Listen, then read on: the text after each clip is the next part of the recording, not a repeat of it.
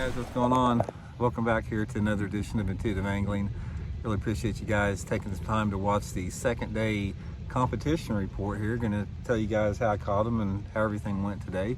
If you guys saw the video yesterday I did, I had 9 pounds 5 ounces for a limit yesterday, and they caught them really good, so I was a ways back in the pack, so had to make a change. And what happened at the end of the day, I caught my 2 best fish like the last 15 minutes of the day on a big glide bait here, the Mega Bass I-Slide 135, and so my plan today was to fish big baits. I got the I-Slide 135 and had the Mega Bass Mega Dog on. Both of these were the only 2 rods I had out for that, and I had a wacky rig in case I had a follower or something like that.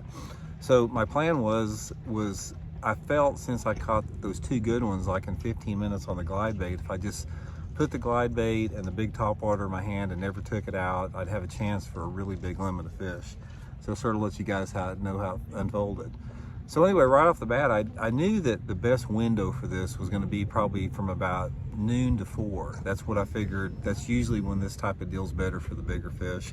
I figured anything, before that was sort of a bonus. So I get to the first spot, and right off the bat, I catch a nice spotted bass, a 2.9 spotted bass, just right off the bat. I said, well, here it goes, it's going to go down today. And then fished about another probably hour or so without a bite. And at that point, I'm still trying to get comfortable with what I need to look for in the water. So I made a little bit of a run, made a little bit of a move, started fishing.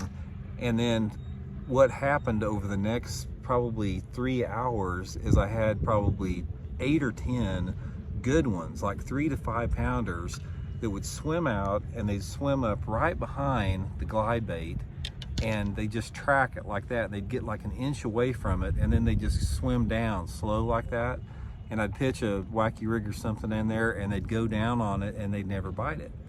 So I sort of felt, it's like I knew where these fish positioned, and I knew that they were interested in. So I started mixing it up, and I started throwing the Mega Dog a little bit more with it. Had a couple fish swirl on the Mega Dog. They looked like they were pretty good fish, but they just got, I think that bait is so big that you have to have just the right conditions for them to get it. I think these fish hit it with their mouth shut, actually. So kept fishing, and pulled up to this one dock, and I threw the mag draft out there. And right as it got to the end of the dock, I had about a 5 pounder hammer the thing, and it bit that rubber tail off. It just got the tail in its mouth. See, you can see how close that hook is to that tail there. So it's like a 1/2 inch away, this 5 pounder away from that rubber tail. It just got the tail off of there. And then the afternoon went the same way. I had probably another 6 or 7 fish that were grouped up in wolf packs. You'd throw it out there next to a stump, a dock, whatever like that, just on a bank. And all of a sudden you'd have this wolf pack of like 2 to 3 fish, good ones. I'm talking like 2.5 to 5 pound fish that would track the thing, and some of them would get like all crazy around it, and they wouldn't hit it. And I tried the figure 8, I tried everything that Oliver and I suggested I do. By the way, Oliver, you'd be proud of me. I never put the big baits down today. To make a long story short, guys, by the end of the day, I caught the 1 weigh fish, the 2.9, and had a lot of opportunities, a lot of fish looking at those big baits. Looking back at this, I'm not bummed out, by the way today went down, because, I stayed with the game plan.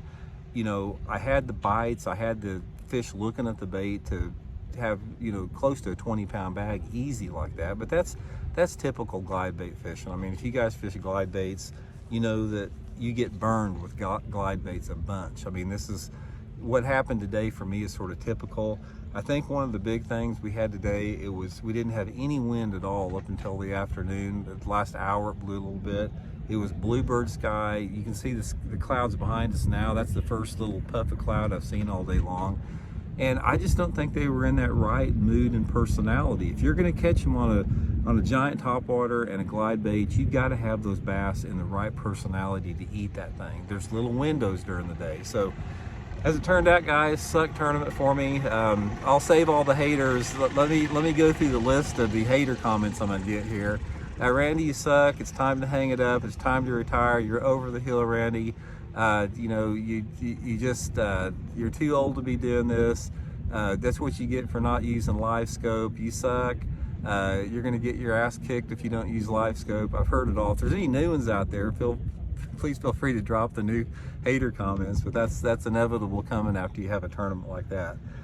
But anyway, guys, that's sort of how it went. I'm going to give you guys, I'm going to do a video tomorrow, I think, as far as sort of an overview of my season. Sort of give you an analysis and let you guys know what I did right, what I did wrong. It might help you guys. But if I could give you guys one piece of advice from what I heard today, from what I saw in this tournament, this tournament was dominated by live scope. It was, if you didn't have a live scope here, you probably weren't catching many fish. So if you're a live scoper, have at it. But if you're not a live scoper, one of the things that you have to do is you have to put yourself in position where you don't have to make a big comeback. Like I dug myself a hole yesterday. It forced me to have to fish those big baits. So just try to put yourself around an area and technique that has the potential for numbers and quality fish both. And also remember, guys, if you fish the glide baits, know when to put them down. I mean, it's hard to put them down when you have big fish chasing them like it did today, but at times you got to put them down. But if you guys are interested in any of the big glide baits like this, or the big Mega Bass Mega Dog here, I'll include the Baitworks link in the description. They got them there. You guys can give that a try out. This Mega Dog will wear your butt out, guys. I had this thing, I got it on that Mega Bass flipping stick with 50-pound test Seagar Smackdown, and this thing weighs about 8 ounces. I can promise you it will wear your butt out throwing it all day. So anyway, guys, much appreciated. I really thank everybody for following the tournament this week. Thanks for your support, much appreciated, and we'll check in later. See you.